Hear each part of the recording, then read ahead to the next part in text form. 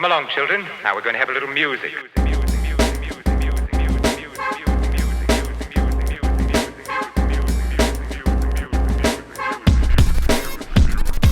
What's good, everybody? It's your boy RB3 back for First Cut, here for a new review for the new Disney and Pixar movie Lightyear, starring Chris Evans as Buzz Lightyear, taking over the titular role from Tim Allen, the great Tim Allen, and the part that originated in the original Toy Story franchise, which I'm coming to this review as someone who is such a lifelong Pixar fan. I've literally have read almost all the books on Pixar, including like the Pixar Story, a bunch of books. I've seen all the documentaries. I literally had a Pixar class when I was in college. So I've really grown to love these films. As many of you know, like they've repeatedly have gone on my top 10 list of the year. 2020, Soul was my #1 film of that year. And, I have a lot of high hope for Pixar movies because I do believe they are some of the top tier forms of cinema.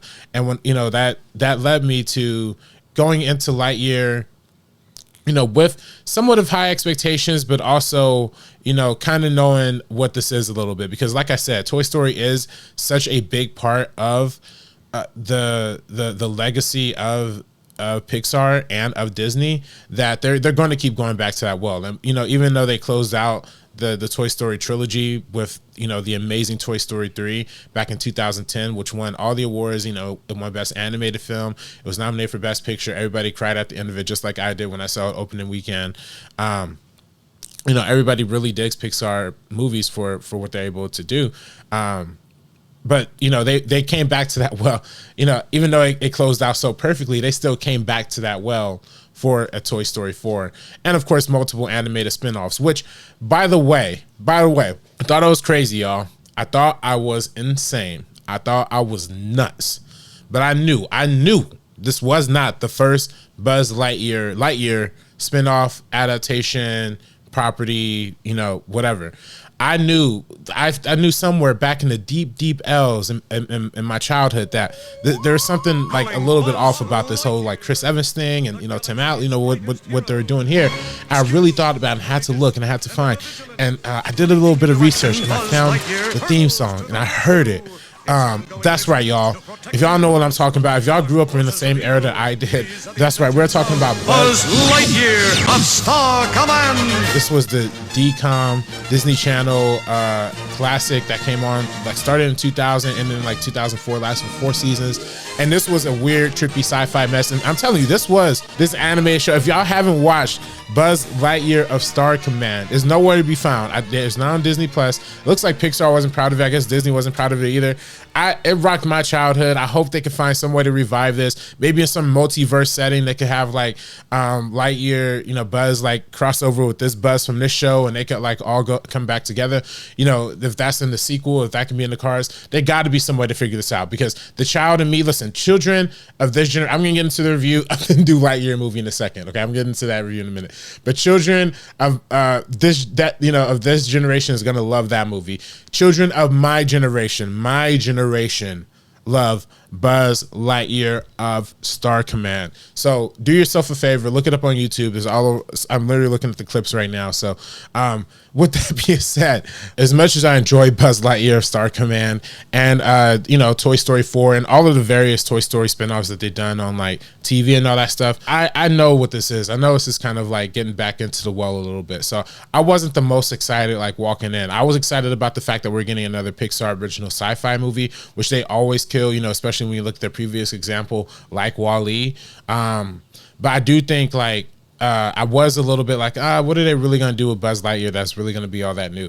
But I got to say, even though I walked in asking why, I walked out saying, why not? Why not this movie be out and for young sci-fi fans to come and love to enjoy? Because I'll tell you, if I was an 8-year-old, 9-year-old, 10-year-old kid watching this movie, I would totally be into it. The story follows Buzz Lightyear as he's like, in the beginning, he's trying to pilot this ship to take, I guess, a new society to a new planet, a new civilization with all these people who are asleep. Along the way, he ends up crashing the ship and they end up getting stuck on this planet. And the whole beginning of the movie follows him and Alicia Hawthorne, who is the black woman co-pilot with him at the time to fix the ship and to get off the planet. The thing is, you know, some weird sci-fi thing. I don't really want to get too much into the weeds of that. Long story short, he can't do it. And in the process of not doing it, every time he goes up to test the flight pattern to make sure that he can get off the planet, he ends up losing 4 years off of his life, like Interstellar style. Like, you know how, you know, Matthew McConaughey we like spent that one extra like 5 minutes on that planet, and then he came back and the dude was like, I've been waiting here for like 60 years and I was like reading the entire time. Like, that's basically what like the time logic of this is supposed to be. So he ends up doing this attempt so many times that like mad years and generations pass by. Basically, by the time he figures everything out, homie is about the same age as Alicia's granddaughter, who's Izzy Palmer. Izzy Hawthorne, who's played by Keke Palmer. So it's really like, you know, interesting like sci-fi premise. I'm describing it terribly. I'm sure the trailer does a much better job of describing it. I didn't watch the trailer before going into this film, but this, you know, this does a really good job of like establishing a lot of really interesting sci-fi themes. Like, you know, in the beginning it felt like it was kind of playing to the field, like it was playing to a lot of classic sci-fi films that we all come to love. Like, I felt like there was definitely some Prometheus homages in there. There's definitely some Predator homages in there, a lot of Star Wars homages in there, of course, Interstellar homages, like I said. So it kind of touched on a lot of different aspects of sci-fi. Personally, I felt like, you know, some of the imagery, the way they kind of fly really close to the sun kind of reminded me of Sunshine a little bit. So there was a lot of like sci-fi that, you know, they touched on and got really involved with, that I thought was really interesting. At the same time, though, it evolved into being its own story with its own message and its own meaning, which I thought was also equally beautiful. The film honestly poses like an interesting morality question, because as he's aged over this amount of time, society has evolved over this amount of time, where people have come accustomed to this planet. So like, is really leaving the planet the best idea? Like, you know, what's the point? So it really, do people even believe in space rangers? Like, what's the point of him even continuing to try? So it's a really, really interesting premise. And I think they do a lot of really interesting maneuvers and twists and turns that make this feel original and new and different, while also feeling like playing to the classic sci-fi homages that, you know, all of us sci-fi fans love. I'm a sci-fi guy, you know me. I co-directed Timestamp, which was a time travel short film. It's competed at my mass science fiction, you know, film festivals. I'm a sci-fi guy through and through. I love sci-fi, I love Star Wars.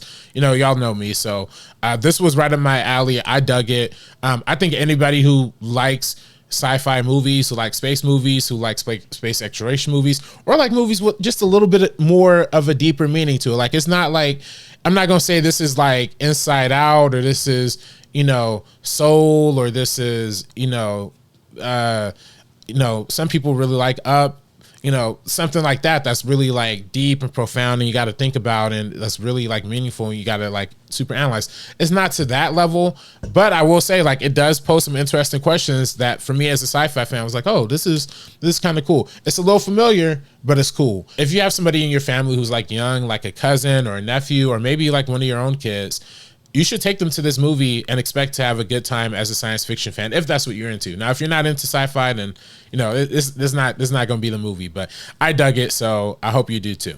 Anyway, that's all I got for First Cut. Make sure you subscribe to the channel. If you're new to the channel, make sure you hit that like button.